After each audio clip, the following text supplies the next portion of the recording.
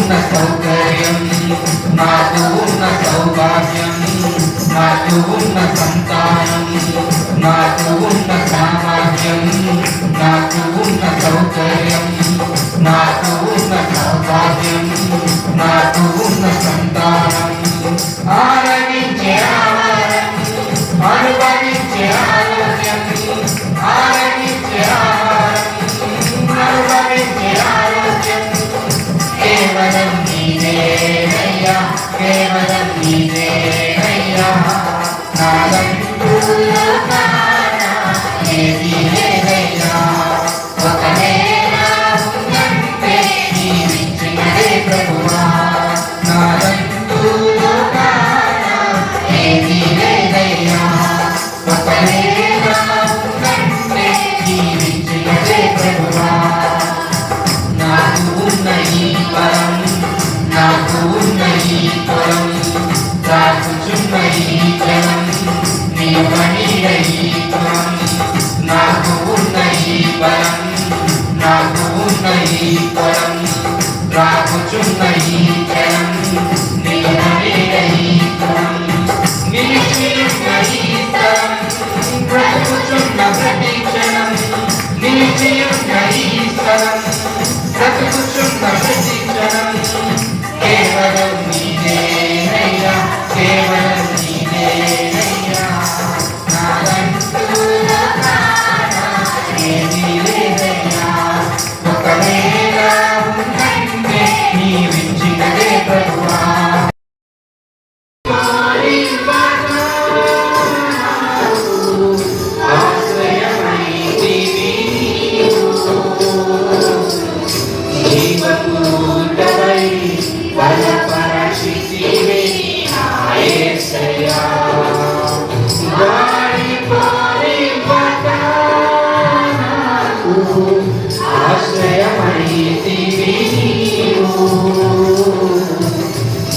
జీవపూటవై బలపరచితివే నా యేసయ్యా, నిజమైన ద్రాక్షవల్లి నీవే, నిత్యమైన సంతోషము నీలోనే,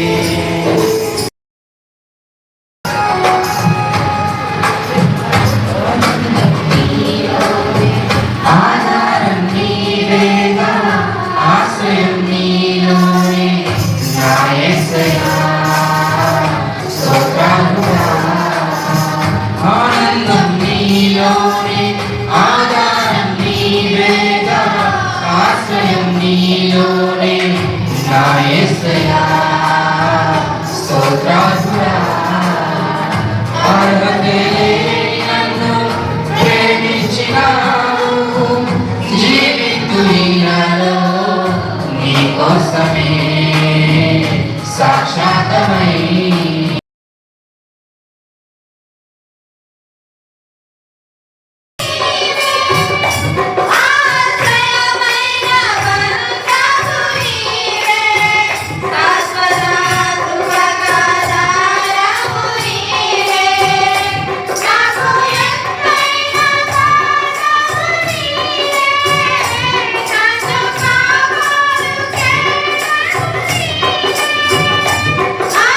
I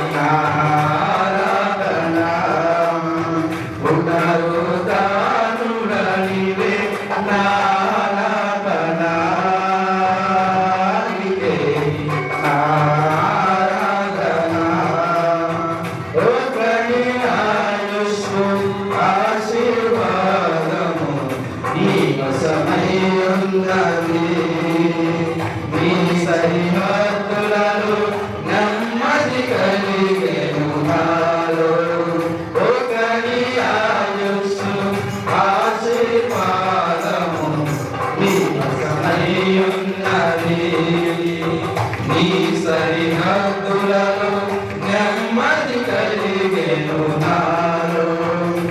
యేసయ్యా నీ సంకల్పమే మహిమైశ్వర్యము, నీ పరిశుద్ధులలో చూపినది. యేసయ్యా నీ సంకల్పమే మహిమైశ్వర్యము, నీ పరిశుద్ధులలో చూపినది. విజయ గీతము మనసార నేను పాడగా, నా విజయముకై ప్రాణత్యాగము చేసావు నీవు. పునరుద్ధానుడ నీవే నారాధనానికే నారాధన. పునరుద్ధానుడ నీవే నారాధనానికే నారాధన. అమ్మకి 5 రోజుల పుట్టినుండి ఆమెకి ఏమీ లేదు కానీ ఎందుకు పదే నీళ్ళలా పడుతుందంట. అలా పిక్స్ లాగా వచ్చేసి నోటంట సొంగలాగా వస్తుందంట. అక్కడ ఉన్న ఆంటీ కూడా అందరూ ఏటి వారం తిరగైపోయింది అనేసి లేపేసి తీసుకెళ్ళి ఇంట్లో పెట్టేసి తాళాలు ఇలా పెట్టారంట. ఒక అరగంట సేపు అంటే ఆమె అలాగా కొట్టుకునే ఉందంట. నాకు ఫోన్ చేసి మీ ఎలాగ అయిపోయింది, నువ్వు ఇమీడియట్గా తీసుకొని మీ బిడ్డని తీసుకొని రా అమ్మని అంటే, నాకు రావడానికి అవ్వదమ్మా, ఎక్కడికి వెళ్ళాలి చదువుతాను, కొంచెం ఏమైనా కొద్దిగా తగ్గినట్లుగా ఉంటే మా అమ్మని మీరు బండి ఎక్కించండి అనేసి నేను సెలలో మాట్లాడాను. అయితే ఇప్పుడు కొంచెం పర్వాలేదమ్మా, మీ అమ్మని పంపిస్తాము, కొద్దిగా తగ్గిన తర్వాత డాక్టర్ ఏంటన్నారంటే హాస్పిటల్కి తీసుకొని వెళ్ళారంట. బుర్రకి స్కానింగ్ తీయించాలమ్మా అనేసి అని చెప్పారు. దేనివల్ల వచ్చిందో ఏమో కొద్దిగా ప్రాబ్లం ఏంటనేసి అన్నారు. ఆమె గురించి మీరు ప్రార్థన చేయండి, రేపు వెళ్దాం. అత్యధికంగా పెరుగుట, తినటకు తిండి, కట్టుకోవడానికి బట్టలు లేక పేదరికంతో అల్లాడిపోతున్న నా కుటుంబము నిరుత్సాహము నిస్సాహితో కుంగిపోతున్నట్టుగా దేవుడు గోకవరం నుండి హైలింగ్ క్రీస్తుదాస్ అయ్య గారు, లజోరియా అమ్మగారు అనే సేవకులను పంపారు. వారు మా ఊరిలో ప్రార్థనలు నిర్వహిస్తుండగా మా అమ్మగారు మా అక్క అకస్మాత్తుగా అయ్యారు. అమ్మగారు అయ్యగారు భక్తి పరులు, ప్రార్థనా పరులు అయినందున మా అమ్మకు అక్కడ ఏ సమస్య అయినా ప్రార్థనలో పోరాడి పొందటం అలవాటైంది. ఒక్కగాని ఒక కుమారుడు పాప ఊగులో పడి బయటకు రావాలని నా కుటుంబం ఒక పక్కన పాపం వల్ల వచ్చు జీతం మరణము అని బైబిల్ మాటను హెచ్చరిస్తూ లజోలియా అమ్మగారు మరో పక్కన ప్రార్థన చేస్తుండగా మారు మనసు పొందకపోయిన మందిరపు మెట్లు ఎక్కాను. మా ఊరిలో ఫలిస్తున్న పరిచర్యను నిర్వహించాల్సిందిగా పెద్దయ్య గారు, అమ్మగారు, ఐని ప్రసన్న కుమార్ గారి కుటుంబాన్ని మా ఊరికి పంపించారు. అలవాటుగా ఆచారంగా ఇంటి వారితో ప్రార్థనలకు వెళుతున్న నన్ను ఐని ప్రసన్న కుమార్ గారి ప్రసంగాలు, కరుణమ్మ గారి ప్రవర్తన క్రీస్తును ఎదిగేటట్లు చేశాయి. వారితో ఉంటుండగా యేసును పరిపూర్ణంగా తెలుసుకోవాలనే ఆశ కలిగి బైబిల్ చదవటంలో, ప్రార్థన చేయడంలో స్థిరపడటమే కాక రేడియోలోని ఆర్ఆర్కే మూర్తి గారి ప్రసంగాలతో ఆత్మీయంలో చిగురించాను. పెళ్ళైన నేను నా భార్య మానక ఆలయానికి వెళ్ళడంలో, సువార్త ప్రకటించడంలో, సేవలో సాగాలని గట్టి తీర్మానం చేసుకున్నాం.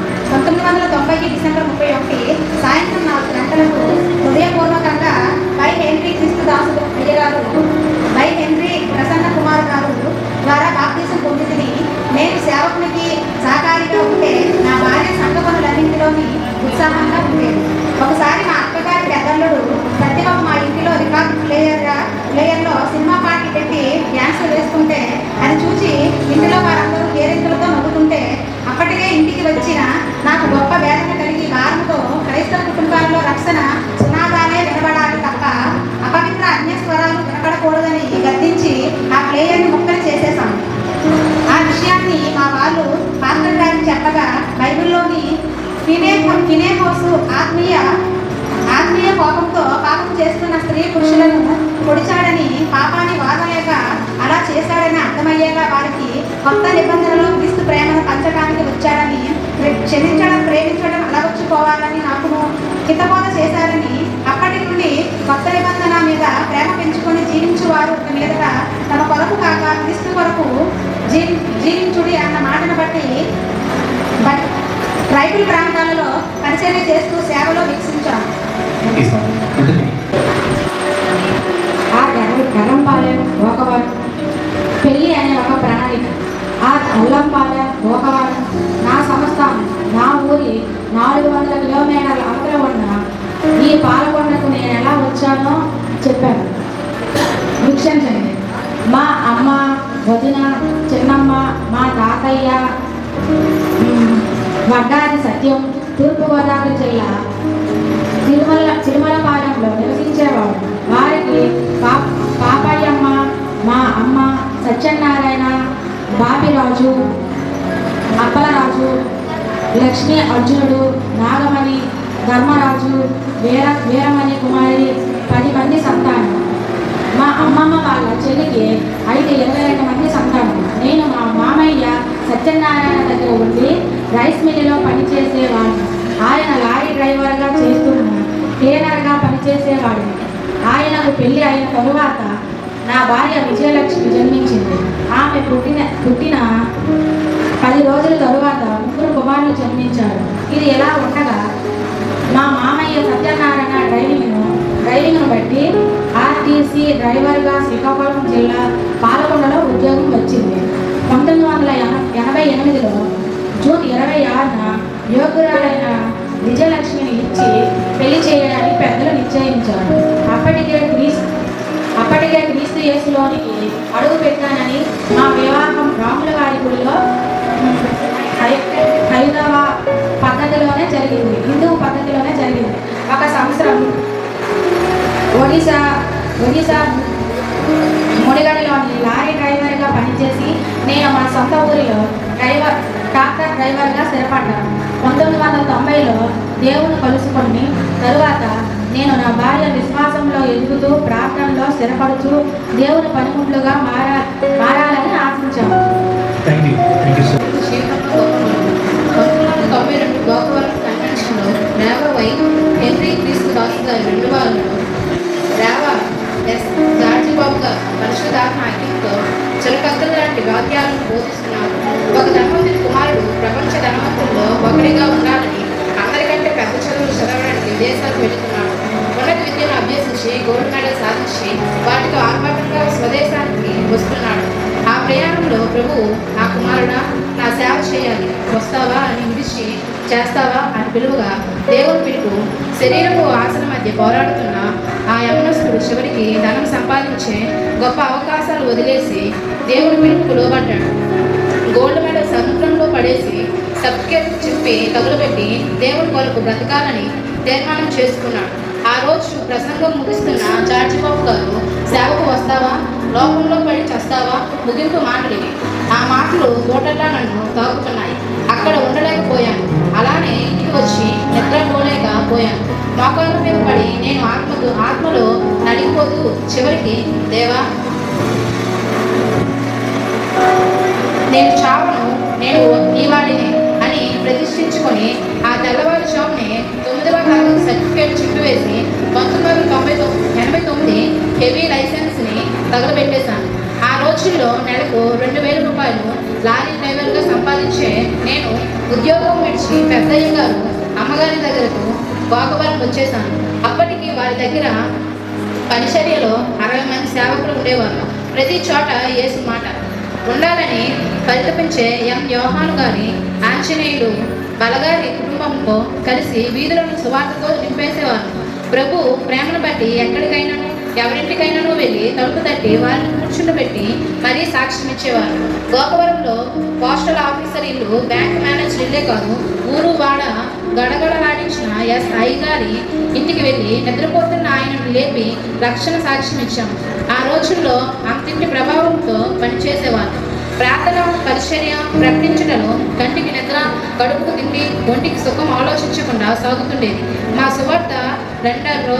ఇంతలో 1993లో గర్భిణీ అయిన నా భార్య విజయలక్ష్మి పాలకొండలోని వారి పుట్టింటికి వెళ్ళింది. నేను ప్రభువుని ప్రకటించుటలో తిట్ట అయితే నా భార్య మోకాళ్ళు ప్రార్థన చేయుటలో గట్టి పట్టు కలిగినది.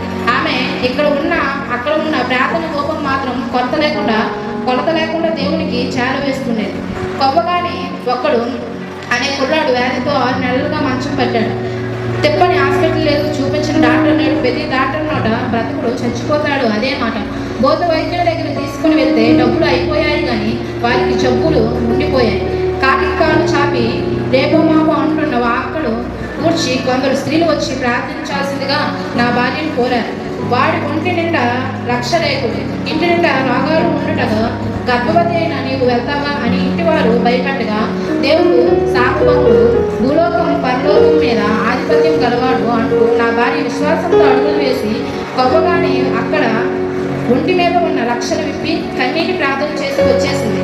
ఆ రాత్రి కొరగని అక్కడకు కల రక్తవాణలో తడిచినట్లు 6 నెలలుగా కదలని మంచం దిగని అక్కడు అడుగులు వేసుకుంటూ అడిగిన వారికి దేవుని గురించి సాక్ష్యమిస్తూ నా భార్య దగ్గరికి వచ్చి రాత్రి దేవుడు చేసిన కార్యం కన్నీటితో చెప్తుండగా ఆ చుట్టుప్రక్కల ప్రాంతాలు స్తోత్రాలతో సంబరం చేశాయి.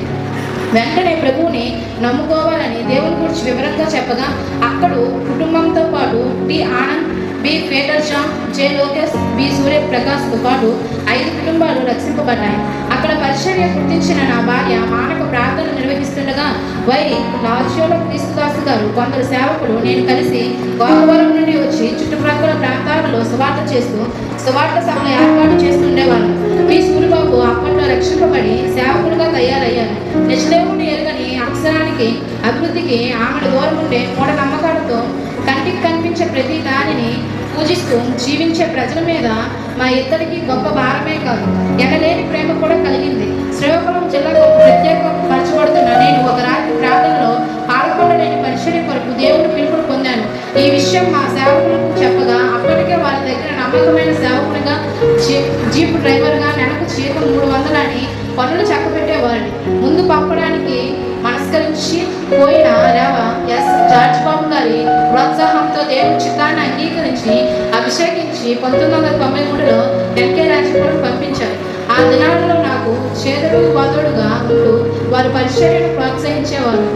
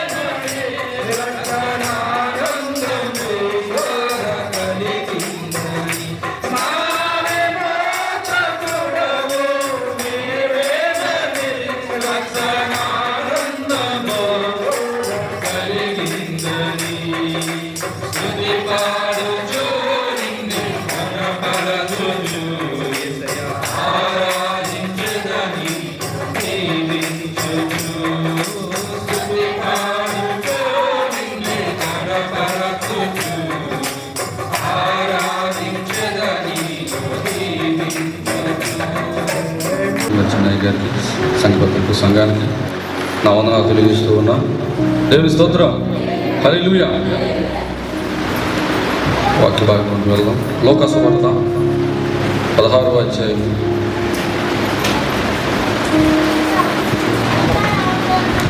లోకాసు వార్త 16వ అధ్యాయం 19, 23 వచ్చిన చదువుతాం. 19, 20, 21. ధనవంతుడు ఒకడు ఉంటాడు. అతడు ఊదా రంగు బట్టలను, సన్నపు నార వస్త్రములను ధరించుకొని ప్రతి దినము బహుగా సుఖపడుచుండువాడు. లాజరు అను ఒక దరిద్రుడుండెను. వాడు కురుపులతో నిండినవాడే ధనవంతుని ఎంట వాకిట పడి ఉండుడి. అతని బల్ల మీద నుండి పడు రొట్టె ముక్కలతో ఆకలి తీర్చకుని కోరెను. అంతేకాక కుక్కలు వచ్చి వాని కురుపులు. నాకు చిన్న ప్రార్థన చేద్దాం. మహోన్నతుడ, మహాగరుడ, సర్వోన్నతుడ, సర్వశక్తిమంతుడ, వాక్యమయమ దేవానికి వందనాలు నాయన. నేను ఇటు రీతిగా నాయన నీ మాటలు పంచుకోవడానికి కానీ నేను నీ మాటలను వివరించడానికి మార్పులు కాదు తండ్రి. దూలు పెట్టేవారు, యోగ్యత లేని వారు అయినప్పటికీ నేను మహాసంకల్పం చేత ప్రభు మమ్మల్ని ఏర్పాటు చేసుకొని ఇటు అవకాశాన్ని ఇచ్చినందుకు నీ వందనాలు స్తోత్రాలు చెల్లిస్తున్నాను నాయన. మీ మాటలు నాయన నేను మాట్లాడుచుండగా నా జ్ఞానాన్ని కానీ నా బలమును కానీ నా వాక్చాతుర్యాన్ని కానీ నేను తీసివేయండి, కొట్టివేయండి. నేను మాట్లాడబోడు నేను కాను, నాలో మీరు ఉండి నేను మాట్లాడితే వ్యర్థం ప్రభు. ఆ మాటలు ఎందుకు పనికిరావాలని స్తోత్రాలు. అదే మీరు మాట్లాడితే నాయన ఈ వాక్యం బలం పుట్టిస్తుంది. ఈ మాట నాయన ఎంతో బలాన్ని ఇస్తుంది. నీ వాక్యం ఆయన మమ్మల్ని బ్రతికిస్తుంది. నీ వాక్యం ఒక నెమ్మదిస్తుంది. నీ వాక్యం మమ్మల్ని జీవితంలో సరిచేస్తుంది ప్రభు స్తోత్రాలు. నీ వాక్యం నాయన నిత్య జీవానికి వారసులుగా చేస్తుంది ప్రభు. ఈ మాటలు నాయన ప్రజలతో మాతో అందరితో మీరు మాట్లాడి మీరే నాయన మహిమ ఘనత ప్రభావం మీరే పొందమని యేసు నామములో ప్రార్థన చేస్తున్నా తండ్రి, ఆమేన్. దేవుని స్తోత్రం. హల్లెలూయా. ఈ చదవబడిన లేఖనం చూసినట్లయితే ఎన్నో మార్పు సండే స్కూల్ పిల్లలకు అడిగినా ఇక్కడ లేచి దాని గురించి మనకి వివరిస్తారు. అలాగే మనము కూడా ఇంచుమించుగా కొన్ని వందల సార్లు ఈ వాక్యం చదివే ఉంటాం, కొన్ని వందల సార్లు ఈ వాక్యం మనం వినే ఉంటాం. వాక్యము చదవగానే మీకు అర్థమైపోయి ఉంటుంది ఇక్కడ ఎవరి గురించి ప్రస్తావన వస్తుంది, ఎవరి గురించి నేను చెప్పబోతున్నానని. ఒక ధనవంతుడు, ఒక లాజరు గురించి. అయితే ఎప్పుడు ఒక్కరు చెప్పే విధానం ఒకలా ఉంటుంది. ఒకవేళ నేను దీని గురించి చెప్పినప్పుడు నేను అలా మాట్లాడతాను నాకున్న తలంతను బట్టి, లేదా దేవుడు నాకు ఇచ్చిన జ్ఞానాన్ని బట్టి. అయ్యగారు చెప్పినప్పుడు అయితే దానికంటే బెటర్గా, లేదా ఇంకో చెప్పినప్పుడు దానికంటే అలాగా ఒక్కో చెప్పినప్పుడు ఈ వాక్య భాగం ఎలా ఉంటుందంటే మనం ఒక్కొక్క రకంగా నడిపింపులోనికి తీసుకెళ్తుంది. అయితే ఇది మనకి ఏంటి మనం తెలియజేస్తుంది ఈ వాక్య భాగం అంటే, మనం అనుకుంటూ ఉంటాం ఒక ధనవంతుడు ఉన్న బైబిల్ గ్రంథంలో ఏంటి ఒక దరిద్రుడు ఉన్నాడు. ఎందుకంటే ఈ ప్రపంచంలో ఉన్న వ్యక్తుల్లో ఎవరైనా ఉన్నారంటే రెండే రెండు వర్గాలు మానవ జాతిలో మనం కల్పించుకుని బోల్డ్ రకాలు ఉన్నాయి. ఎందుకంటే తెల్లవాడని, నల్లవాడని, ఆ దేశస్తులని, ఈ దేశస్తులని, ఆ జాతి అని, ఈ జాతి అని. కానీ దేవుడు పెట్టిన కులాలు చూసినట్లయితే మనుషులకు సంబంధించి రెండే రెండు కులాలు ఏంటంటే ధనవంతుడు, పేదవాడు. అంతే, ఈ రెండు తప్ప మరి ఇంకేం లేదు. కాబట్టి మనం చూసినట్లయితే ఇక్కడ ధనవంతుడు కూడా కనబడుతూ ఉన్నాడు, దరిద్రుడు కూడా కనబడుతూ ఉన్నాడు. అయితే దాని వ్యత్యాసం చూసినట్లయితే ఈ ప్రపంచంలో ఉన్న ఇంచుమించుగా 190 దేశాలు ఉంటే ఆ 195 దేశాలు ఇంచుమించుగా 750 లేదా ఇంచుమించు 800 కోట్ల మంది. ఏమంటే అంతే కదా ప్రపంచ జనాభా. అలా మన ఆంధ్రప్రదేశ్ జనాభా చూసినట్లయితే 5 కోట్ల మంది సుమారుగా. అలాగే మన జనాభా చూసుకున్నట్లయితే 150 కోట్లు సుమారుగా. అంటే ఎక్కడ చూసినా ఎంతమంది జనాలు ఉన్నా వారి యొక్క ప్రేయస్ అంతా కూడా అంటే ఈ లోకంలో నేను ఉన్నప్పుడు వాళ్ళకున్న శక్తి కోరుతూ ఏమండి ఒక ధనవాన్ని సంపాదించుకొని సుఖముగా ఉండాలని కోరితే తప్పు. కానీ నేను దరిద్రుడిగా ఉండాలి, పేదవాడిగా ఉండాలి, లేదంటే ఇలా ఉండాలి అని ఎవరు కూడా అనుకోరు. ఎప్పుడు కూడా ప్రతి వ్యక్తి కూడా వాడు ఇండియా ఈ దేశంలో ఉన్న వ్యక్తి అయినా, లేదా అమెరికాలో ఉన్న వ్యక్తి అయినా, ఎక్కడ ఉన్న వ్యక్తి అయినా సరే వాడు ఏమనుకుంటే నేను గొప్పగా ఉండాలి, మంచిగా ఉండాలి, సుఖముగా తినాలి అని అనుకున్నాడు. మానవ యొక్క నైజం అది. అంతే తప్ప దేవుడు నన్ను ఎందుకు పుట్టించాడు, అసలు నా మానవ జన్మకు అర్థం ఏంటి, అసలు నేను ఇక్కడ ఎంతవరకు ఉంటాను, నా ప్రయాణం ఏంటి, నా గమ్యం ఏంటి, చివరికి నా స్థితి ఏంటి అని మనిషి కూడా ఎప్పుడు కూడా ఎవరు కూడా ఆలోచించరు. ఇదో పుట్టామా, ఉన్నంత వరకు చాలా పెద్ద అయ్యామా, జీవించామా, పెండ్లయిందా, ఆ కుటుంబం గురించి మన యాత్రంతో పడ్డామా, లేదా చివరికి కలిసిపోయామా, దీని గురించే మన ఆలోచన అంతా ఉంటుంది. కానీ కేవలము చావు మాత్రం జీవితం యొక్క అంతం కాదు. ఏమండి, చావుతో జీవితము సరికాదు. మనం ఏమనుకుంటా 5 సంవత్సరాలు బతుకుతాం. కానీ అలాగైతే పుట్టిన వారు ఎంతో మంది, ఎందుకంటే పెండ్లు అవ్వకముందు చనిపోయిన వారు ఉన్నారు, బాలుడుగా ఉన్నప్పుడు చనిపోయిన వారు ఉన్నారు, యవనస్తులకు అవ్వకముందు చనిపోయిన వారు ఉన్నారు, ముసలి కాకముందు చనిపోయిన వారు ఉన్నారు, పెళ్లి అవ్వకముందు చనిపోయిన వారు ఉన్నారు. ఇంకా చూసినట్టు వేరు వేరు వ్యత్యాసాలు. నువ్వు ఇల్లు కట్టక ముందు చనిపోయినప్పుడు ఒకవేళ నీకు ఎన్నెన్నో కోరికలు ఉండొచ్చు, నాకు ఉద్యోగం సంపాదించాలి, పిల్లలంతా చదువుకుని పిల్లలు పెద్ద చేసి ఎందుకంటే నేను ప్రయోజనం ఉన్నవాడు, బాగా చదువుకొని మంచి ఉద్యోగం సంపాదించాలి. ఒకవేళ ఉద్యోగం సంపాదించక ముందే మరణించొచ్చేమో. అయితే నీ మరణించిన తర్వాత నీ యొక్క జీవితం అంతేనా, అంతమేనా? చావుతో నీ జీవితం అంతమేనా అని ఒకసారి మనం ఆలోచన చేసినట్లయితే చావుతో మానవ యొక్క జీవితము అంతం కాదు. అలాగైతే ఒకవేళ చావుతో